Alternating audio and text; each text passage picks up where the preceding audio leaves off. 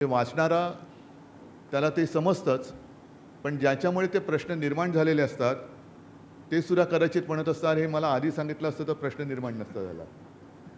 फार उत्तम पद्धतीने तुम्ही हे सगळे विषय मांडत असता, तो भाग वेगळा. पण इतर कोणी आमचं कौतुक कधीच करत नाही. तरी देखील आम्ही ठीक आहे, जे काय आहे जे देता येणं शक्य असेल ते देत असतो. या पुस्तकाची जेव्हा मी नावं पाहिली तेव्हा माझ्या लक्षात आलं, अरे हो खरं आहे, मार्मिक प्रबोधनाचं शतक. म्हणजे माझ्याही लक्षात नाही आलं की प्रबोधनकारांना प्रबोधनकार का म्हणतात.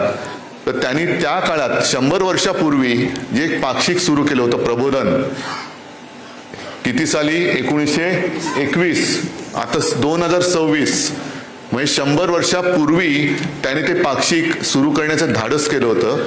आणि नुसतं धाडसच नाही तर त्यातनं जे काय विचार म्हणजे विचारांच्या ठिणग्या त्या काळात त्यांनी ज्या काही मांडल्या, समाजात पेरल्या, ते मला नाही वाटत आज कोणाला जमेल. आणि त्या ठिणग्या घेऊन मग बाळासाहेब आम्ही किती विचार मांडतोय, उद्धव ठाकरेंचे विचार मला माहित नाही मी किती विचार देतो, आम्ही आहे ते पुढे नेतोय. पण आज जर का प्रबोधनकार किंवा बाळासाहेब त्यांनी त्यांचे विचार आपण पाहिले असतील किंवा पाहिले, अगदी व्यंगचित्र सुद्धा, तर ज्यांची मदत घेऊन सत्तेवर आलेले जे सरकार आहे त्यांनीच पहिल्यांदा प्रथम त्यांना देशद्रोही ठरवलं असतं. हिंदुत्व विरोधी. काय हिंदुत्व नेमकं आहे तरी काय तुमचं? हिंदू म्हणजे काय? हिंदू धर्म म्हणजे काय? हिंदुत्व म्हणजे काय?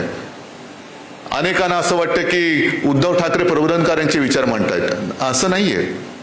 शेवटी विचारधारा एकच आहे. प्रबोधनकारांचे विचार, बाळासाहेबांचे विचार, माझे विचार, आदित्यचे विचार, याच्यात बदल होऊ शकत नाही. पण नेमकं काळाप्रमाणे काही गोष्टी बदलाव्या लागतात, भाषाही बदलावी लागते.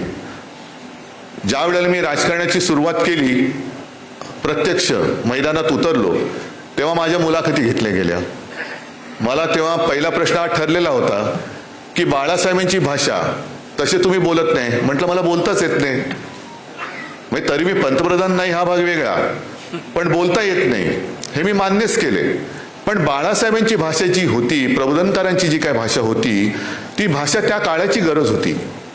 आणि मग मी त्यांना उदाहरण दिलं, जसं एखादा शिल्पकार असतो, तो दगड घेतो आणि त्याला छिन्नी हातोड्यानी घण घालून किंवा टाके मारून त्याची सुंदर मूर्ती घडवतो. ते काम माझ्या वडिलांनी आणि माझ्या आजोबांनी केलेलं आहे.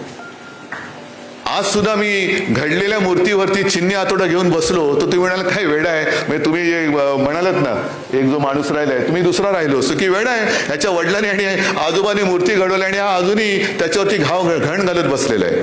नाही, मूर्ती घडलेली आहे, तिची आता फुलं वाहून पूजा करायची आहे, ती काळाची गरज आहे. पण जर का ती मूर्ती मोडायला कोण आलं तर मूर्तीच्या ऐवजी त्याच्यावरती घण घालणं हे माझं काम आहे आणि ते मी घालत बसणार. मूर्ती भंजक म्हणजे मूर्ती पूजक आणि असं नाहीये, पण चांगलं घडलंय, समाज घडलाय. मूर्ती म्हणजे काय? चांगला समाज. आणि तो समाज जर बिघडवण्याचा कोण प्रयत्न करत असेल तर ज्या चिन्नीने आणि हातोड्याने माझ्या आजोबांनी घण घातले, ते घण मी त्याच्याही डोक्यात कोणी असलं तरी घालायला कमी करणार नाही. आणि मला वाटतं मी कमी करत नाही, अजिबात करणार नाही. कशासाठी करू? कारण तेच तर आमचं काम आहे. अगदी धर्म म्हणजे काय आजोबांनी त्या काळात लिहिलेलं आहे, त्याला आता 100 वर्ष झाली, की माणसाने धर्माला जन्म दिलेला आहे, धर्माने माणसाला नाही दिलेला. त्याच्यामुळे